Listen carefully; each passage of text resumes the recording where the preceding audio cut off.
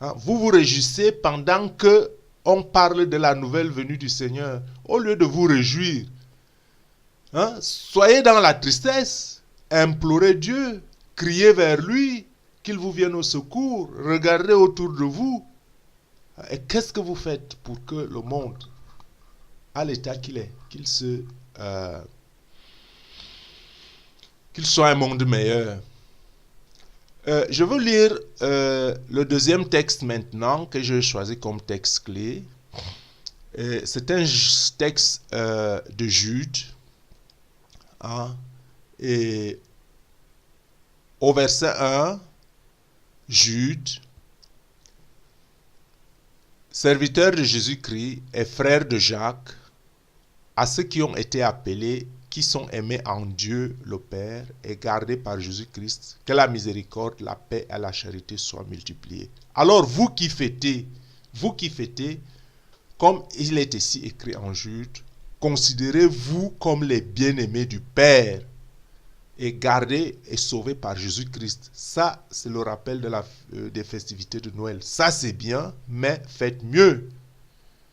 Hein? Faites mieux. Je vais donc au chapitre 3, au verset 3 de Jude.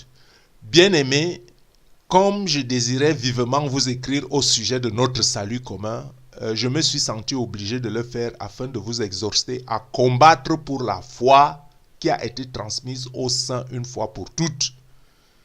Hein? Car il s'est glissé parmi vous certains hommes dont la condamnation est écrite depuis longtemps, des impies qui changent la grâce de notre Seigneur en dissolution et qui renient notre seul Maître et Seigneur Jésus-Christ. Alors vous me direz, bon, à quoi ça ne me ressemble pas?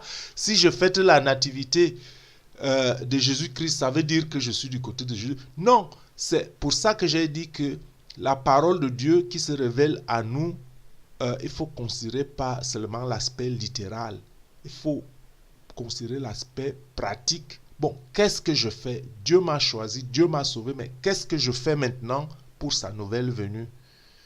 Où est-ce que je suis placé? Où est-ce que je me tiens? Est-ce que je crie vers lui? Est-ce que je me contente seulement de fêter les nativités, les festations extérieures, les cadeaux, se rassembler avec quelques membres de ma famille? Tout le monde en fait autant, les païens en font aussi autant.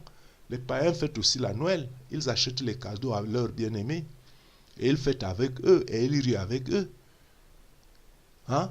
Et vous, en tant que chrétien, quelle est donc votre contribution? Elle n'est pas différente de celle des païennes. C'est vrai, je ne m'adresse pas à qui que ce soit individuellement, mais je parle de manière collective.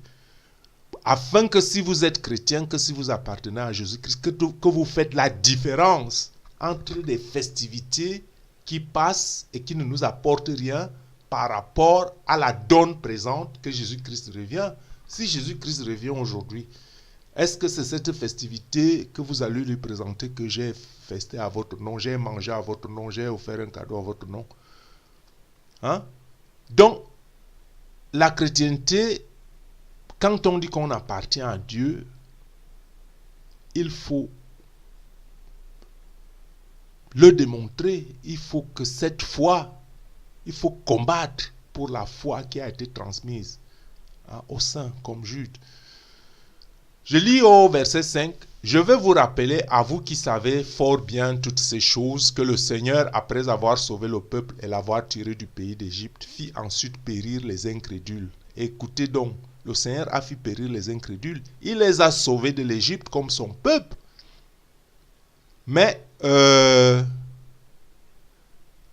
il les a punis aussi.